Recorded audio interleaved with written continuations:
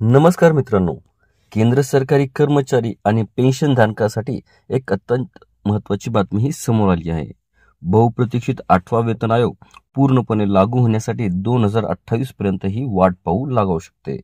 जरी केंद्रीय मंत्रिमंडळाने जानेवारीमध्ये याला सैद्धांतिक मान्यता जरी दिली, तरी अद्याप त्याची अधिकृत अधिसूचना जारी झालेली नाही किंवा आयोगाच्या सदस्यांची यादीही जाहीर झाली नाही.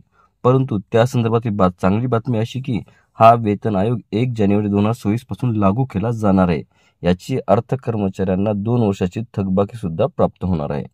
नवीन वेतन आयोगाच्या अंमलबजावणीमुळे 50 लाखाहून अधिक केंद्र सरकारी कर्मचारी आणि सुमारे 65 लाख पेन्शनधारकांना थेटच फायदा होणार आहे. मूळ वेतनामध्ये मोठी वाढ होणार आहे. तसंच लेव्हल 1 च्या केंद्रीय सरकारी कर्मचाऱ्यांचा मूळ पगार सध्याच्या 18,000 रुपयावरून थेट 44,000 रुपयापर्यंत वाढू शकतो.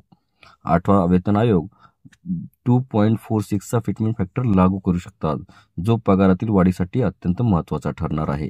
मूळ पगारातील वाढीची रक्कम ही प्रामुख्याने फिटमेंट फॅक्टर आणि महागाई भत्त्याचे विलिनीकरण यावर अवलंबून असतो.